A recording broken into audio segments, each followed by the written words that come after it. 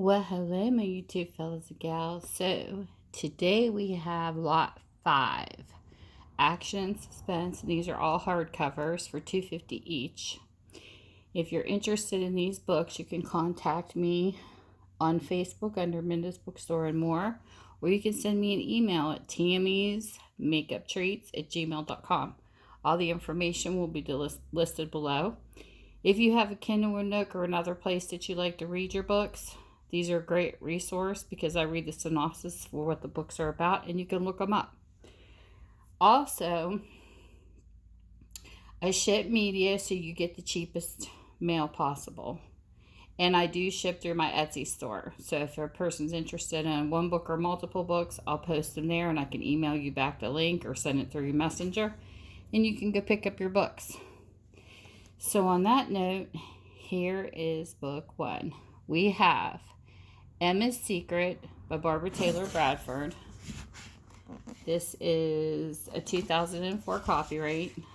That's what the book looks like. It's a nice thick read. This is what it's about.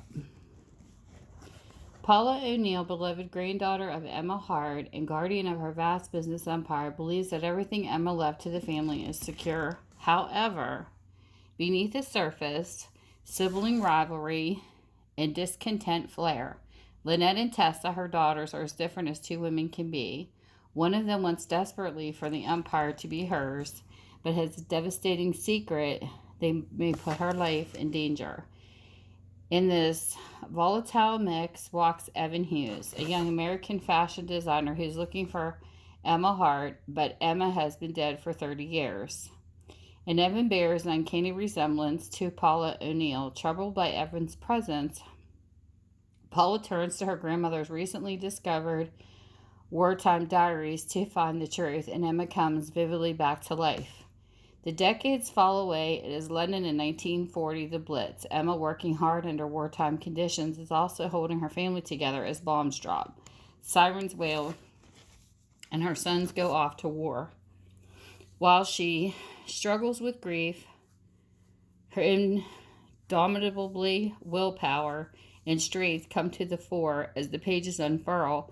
Paula discovers the secret Emma took to the grave to protect others, a secret whose repercussions inevitably change lives and may shake a dynasty to its very foundations. Emma's Secret is vintage Barbara Taylor Bradford. Emotion, drama, suspense, intrigue, and passion fill the pages of a spellbinding novel that only she could write. And this sounds like a really good book. So that is book number 1.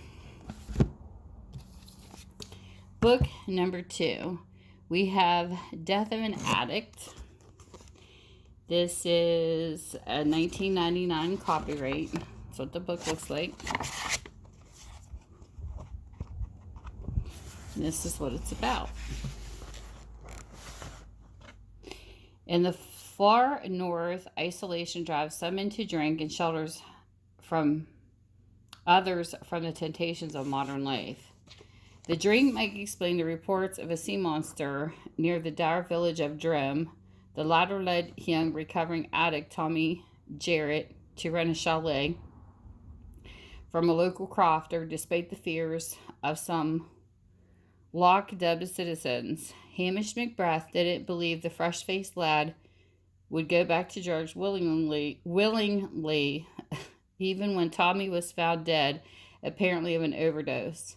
Suspecting the locked-up drum monster is a hoax and unable to forget Tommy's death, Macbeth goes to Strathben, a nearby town, to infiltrate the local heroin trade. It's daft scheme and perhaps the most courageous thing Macbeth has ever attempted. It may also be the last thing he ever does. Strathbane's chief superintendent is thrilled with Hamish's plan, so thrilled, in fact, that he bridges up a notorious detective and inspector from Glasgow to run the operation. The copper in question is Olivia Chatter, a.k.a. Concrete Knickers. That's funny. Beautiful but cold, the tough-talking Olivia will pose as Macbeth's wife. Thus begins a charade that will push two stubborn personalities into a war of wills and put an intractable Highlander in an Armani suit among the circling sharks of the underworld. And in either chilling situation, it would be fatal for the constable to show vulnerability or fall in love. This is funny. So anyways, this is like a good book. So that's book number 2. Book number 3, we have Another Creation in Death by J.D. Robb, which is also a.k.a. Nora Roberts. And I do believe this is a series. I don't know if they're continued off of each other or if it's just different stories in each series. Because I read a couple of them. I think they're just different books in a series. Like you don't got to read one and have to continue to the next. I don't think that's how it works. But anyways, this is book number 3. And the copyright is 2007 on this. It says, Eve has seen the crime scene before. The artfully arranged body of a young brunette, arms spread, palms up, body marked by signs of prolonged and painful torture. Carved into her torso is the time it took to die in hours, minutes, and seconds, and on the third finger of her left hand has been placed a silver ring. Eve is catapulted back to a case 9 years earlier when a man whom the media target, the groom, put the city on edge with a killing spree that took the lives of 4 women in 15 days. Even her partner, Feeney, her friend and mentor, couldn't stop him before he disappeared, only to resurface in other parts of the world to kill and kill again. But now the groom seems to have come back to where he started. When it turns out that the groom's most recent victim was employed in Eve's billionaire husband, Rourke, she brings him onto the case. A move that proves fitting when it becomes chillingly clear that the killer has made it personal. The corpse was washed in products from a store Rourke owns and laid on a stone sheet his company manufactures with the groom's monstrous return. Eve is determined to finish him once and for all. Familiar with his method, she knows that he has already grabbed his next victim. But his sights are set on the biggest challenge of his illustrious career in abduction that will test his skills and that promises to give him satisfaction as he has never known. Time is running out on another woman's life and for Eve. And I do believe I posted this same book in another set. But I don't have all my books together, so you all know. They're all in different places because as I unbox them, I'm bringing them to you. So I don't exactly know what all I have yet because I don't have the room to unbox everything I have. So your surprise is mine. So with that, there's book 3. Because I probably do have multiples of the same book. I just don't know it. So book number 4 is P for Perl. And this is a Sue Grafton book. This is a 2001. This is what the book looks like. And this is in large print. Large, easy to read print. And this is what the book is about. In her latest adventure, California PI Kinsey Milhouse is investigating the mysterious disappearance of a prominent physician, Dr. Dow Purcell. 9 weeks ago, the 69-year-old doctor said goodnight to his colleagues at the Pacific Meadows nursing home, climbed into his car, and drove away, never to be seen again. Is it kidnapping, murder, or something worse? There's no short list of suspects. From Dow's spurned ex-wife, Fiona, to his beautiful young bride, ex-stripper Crystal, even the nursing home owners aren't above suspicion. Everyone has a motive and an alibi, leaving Kinsey no choice but to go with her guts and intuition. In the shadowy land of danger and double dealing, can Kinsey save Purcell? Or will the good doctor be out of the office permanently? So there is book number 4. Book number 5. We have A Personal History of Thirst by John Burdett. This is a 1996 copyright. That's what the book looks like. This is what it's about.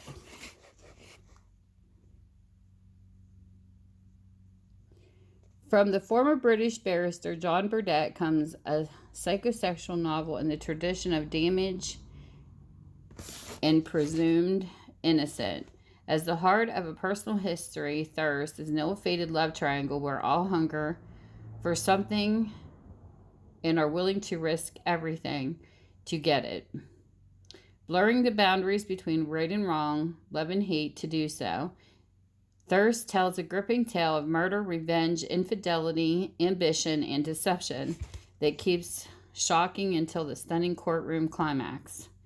Ambitious London lawyer James Knight, a prosperous solicitor, has denied his lower-class background and carefully molded his public image in order to climb the social and professional ladder of the British legal team.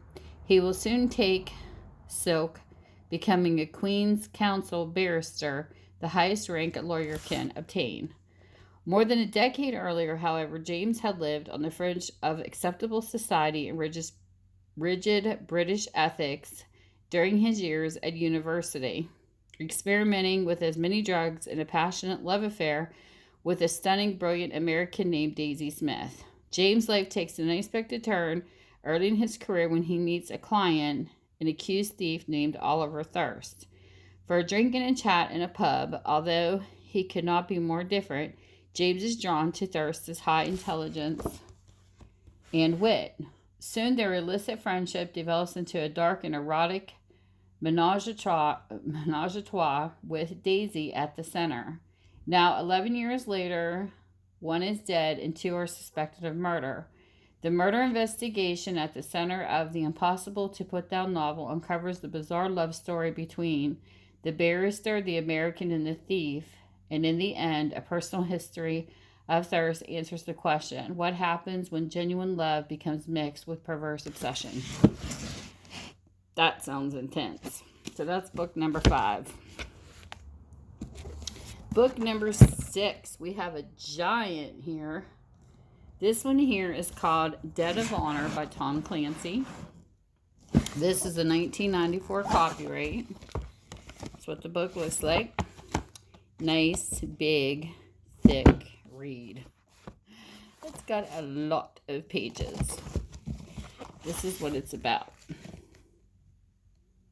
This is true. Every novel by Tom Clancy has been a jaw tightener and a nail biter of first order. I do believe that. I love his books. In the end of history, the New World Order, fine phrases, but as Jack Ryan is about to discover, history isn't dead yet, and only the nature of the threat is new. On the Pacific island of Sapien, a wealthy Japanese businessman regards his new bought land with satisfaction. In the Indian Ocean off Sri Lanka, a foreign navy begins a series of highly unusual exercises.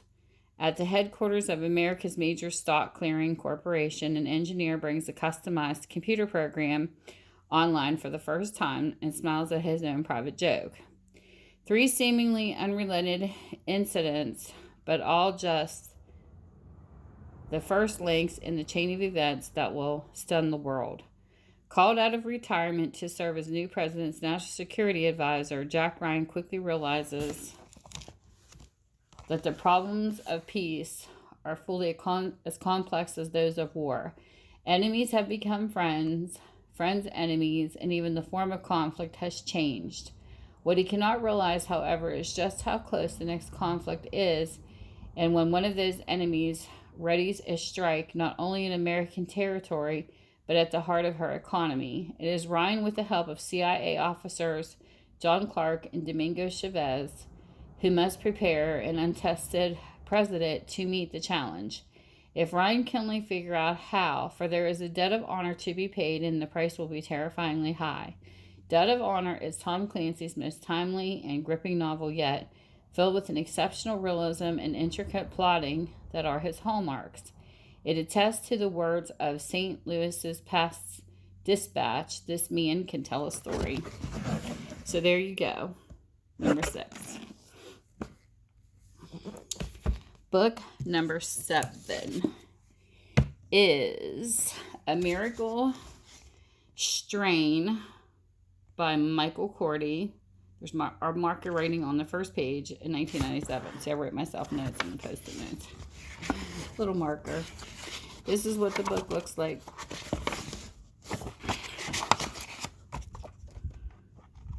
So there you have it. And this is what the book is about. Dr. Tom Carter, surgeon, geneticist, husband, father, is riding high. He has invented a revolutionary machine, the genoscope. They can decode the blueprint of man from the DNA found in just one hair follicle. Carter can read a person's genes, predicting the onset of disease, determining how and when he or she will die. How interesting. But at the moment of his greatest triumph, as he is being presented the Nobel Prize for Medicine, Carter's world is shattered, as an assassin's bullet meant for him kills his wife. In the aftermath of her death, genoscope scan reveals that his young daughter Holly has inherited an incurable brain disease and has less than a year to live. His greatest achievement, which will save countless lives, can offer his beloved daughter only a death sentence. Even if the most advanced medical science cannot save her, Tom Carter needs a miracle. A secret brotherhood 2,000 years old may have the answer. Its member needs his new technology to complete a sacred quest for their own. In return, they offer Carter the chance to decode the DNA on one of the most famous healers in history, to look beyond the genes of the man and into the genes of God. The Miracle Strain is a heart-pounding millennium thriller that explores a no-man's land where science and religion meet. It is a novel of retribution and redemption, and at its heart is the story of one man's battle for his daughter's life in the face of seemingly unbeatable odds. But it is also the story of a quest for an older, more spiritual knowledge, using the resources of modern technology, a search for the highest power once possessed only by God. Now that sounds like a really good book. So that's 7. Book number 8. We have Hornet Flight by Ken Follett. I hope that's how you pronounce his name. It is a 2002 copyright. This is what the book looks like. And this is what it's about. It is June 1941, in the low point of the war. England throws wave after wave of RAF bombers across the channel, but somehow the Luftwaffe is able to shoot them down at will. The skies, indeed, the war itself, seemed to belong to Hitler, but on the small Danish island across the North Sea, Harold Othus, a bright 18-year-old with a talent for engineering, stumbles upon a secret German installation. Its machinery is nothing like he has ever seen before, and he knows he must tell someone if he can only figure out who. With England preparing its large area assault ever, what Harold has discovered may turn the course of the war, but the race to convey the information could have terrible consequences for everyone close to him. For his older brother, Arnie, a pilot in the grounded Danish Air Force and already under suspicion of the authorities. For Arnie's fiancée, Hermia, the M16 intelligence analyst, desperate to resurrect the foundering Danish resistance, and most of all for Harold himself, because of the hour assault approaches, it will all fall to him and his friend Karen to get the world to England, and the only means available to them is a derelict horn-moth airplane abandoned in a ruined church. A plane so decrepit that it is unlikely ever to get off the ground. Pursued by the enemy, hunted by collaborators with almost no training, limited fuel, and no way of knowing if they can even survive the 600-mile flight, the two will carry with them England's best, perhaps only hope to avoid disaster. Filled with knife-edge suspense, rich, tantalizing characters, this is Ken Follett's writing at the top of his form. Unforgettable storytelling from an unforgettable writer. So there you have book number 8. Book number 9. We have Watch Your Back by Donald E. Westlake. This is a 2005 copyright. That's what the book looks like. This is what it's about. It's a long way from the island of Manhattan to the island resort where Preston Fairweather has his hedonist hideout. Avoiding the legal prosecutions of 5 embittered ex-wives and enjoying the attentions of the prettiest gold diggers who happen to come his way, a terrible human being. Preston makes the terrible mistake of getting friendly with an equally dyspeptic personality, a New York fence named Arnie Albright. Arnie went to the island's paradise to become a happier man. It worked. After a week with Preston, Arnie comes home to New York with a whole new attitude and a proposition for his associate, John Dortmunder. A can't miss. $1 million robbery of Preston's nearly unguarded, art-filled Fifth Avenue penthouse, with Arnie taking a meshy 30% cut, is practically charity for the master thief. But when Dortmunder and his cleanup crew get together to plan the heist, they quickly get distracted. The place they meet, the place they have always met and always will meet, the OJ Bar and Grill, has fallen into the clutches of a mob crew. Suddenly, a billionaire from the Fifth Avenue and would-be Tony Soprano from New Jersey have one thing in common. John Dortmunder is after them both at the same time, and disaster can't be far behind. So there is book number 9. Book number 10, Love, Lies, and Liquor by M.C. Beaton. This is a 2006 copyright. That's what the book looks like.